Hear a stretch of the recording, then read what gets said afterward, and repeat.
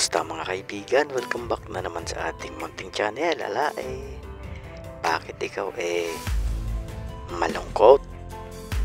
Nako, wag mong isipin yan, sa katapusan ka pa naman sisingilin noon.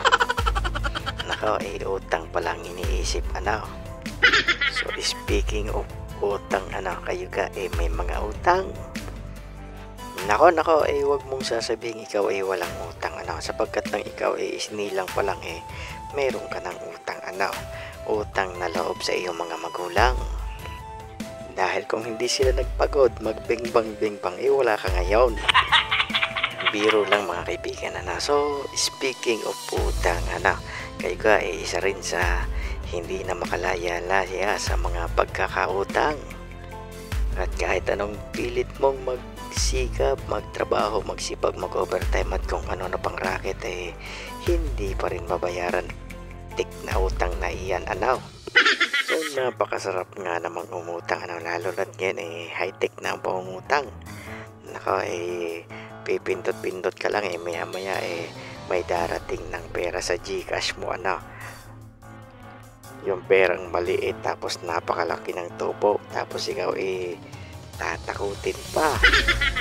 Wala, sino kang hindi mamumroblema tulad na rin si Miss Beautiful, So, maraming pautang ngayon na makukumbinsi ka talaga na umutang, halimbawa na lang sasakyan, kahit hindi naman masyadong kailangan, ang iba napapakuha ng sasakyan, ang iba naman cellphone, mga gadgets, mga appliances, motor at kung ano-ano pa na pautangan, So, ang iba malaki ang tubo, kaya naman sa sobrang laki ng tubo halos hirap makabayad, At minsan sa talagang sa sobrang pangangailangan, sa sobrang gipit, talagang kailangang mangutang upang maitawid lang ang mga pangangailangan sa araw-araw.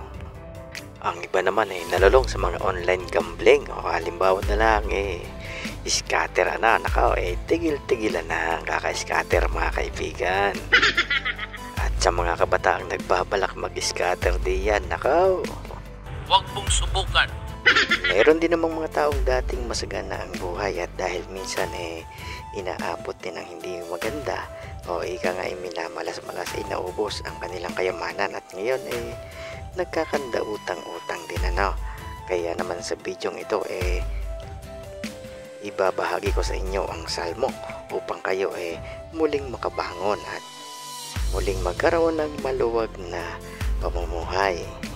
Kaya naman Miss Lady in Red, huwag ka nang malungkot, Kung gusto mo makabayad sa mga utang-utang, iti mag-asawa ka ng kontraktor, So, ayun na, kung mayroong Salmo 91 na pangkaligtasan at yun yung pagtitiwala sa Diyos, mayroon din namang salmo na upang kayo muling makabangon sa inyong pamumuhay. Ang gagawin nyo lang dasalin nyo lang iyon araw-araw, Ito yung Salmo 85 o dalangin upang ibangong muli.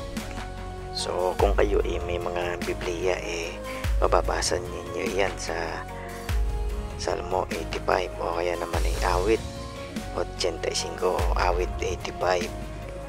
At kung kayo naman mga walang Biblia, naari basahin nyo na lang, basahin nyo ng mataimtim